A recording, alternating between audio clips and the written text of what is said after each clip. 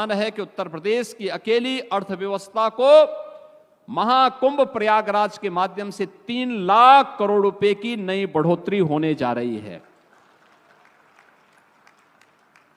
जो लोग उंगली उठाते हैं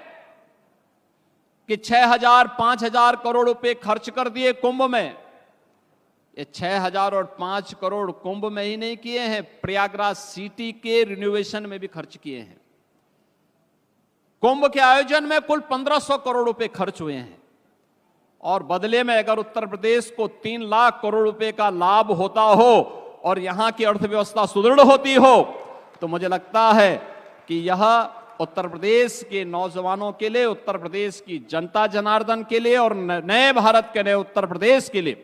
जिसे हम आदरणीय प्रधानमंत्री जी की प्रेरणा से भारत के ग्रोथ इंजन के रूप में स्थापित कर रहे हैं, उस दृष्टि से अत्यंत उपयुक्त है और समीचीन है। प्रयागराज में महाकुंभ का आयोजन जहां हो रहा है, उस महाकुंभ के आयोजन स्थल पर भी आदरणीय प्रधानमंत्री जी की प्रेरणा से जो कुंभ स्थल है यह भी डिफेंस की ही लैंड है और उस लैंड पर हर वर्ष जब भी माघ मेला होता है, जब भी कुंभ का आयोजन, महाकुंभ का आयोजन होता है, उत्तर प्रदेश सरकार को लीज पर और भूमि प्राप्त हो जाती है और पिछले 8 वर्ष के अंदर जो भी आयोजन हुए हैं बड़ी सहजता के साथ वह भूमि मिली और अब तो पहली बार यह भी देखने को मिला कि अक्षय वट के दर्शन भी वहां पे श्रद्धालु कर रहा है,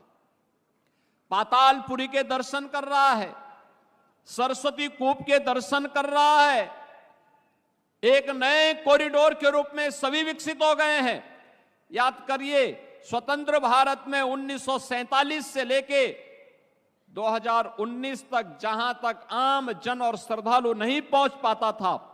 ये डबल इंजन की भारतीय जनता पार्टी की सरकार और आदरणीय रक्षा मंत्री जी के कारण आज वहां पर भी श्रद्धालु पहुंच करके उन सुविधाओं का उपयोग कर पा रहा है। सैकड़ों वर्षों से बनी हुई दबी हुई भावनाओं को, दबी हुई आस्था को एक नया सम्मान प्रयागराज में मिल रहा है। एक तरफ महाकुंभ का आयोजन और दूसरी तरफ वहां के इंफ्रास्ट्रक्चर को लेकर के। बहनों और भाइयों, कल्पना करिए 50 करोड़ श्रद्धालु जिस प्रयागराज में आज तक स्नान करेंगे, 1 महीने की इस अवधि के दौरान वे श्रद्धालु आए होंगे और सर्वाधिक श्रद्धालु आए हैं सड़क मार्ग से। वहां पे रेलवे की बेहतरीन सुविधा हुई, सैकड़ों की संख्या में मेरा स्पेशल भी चलाई गई।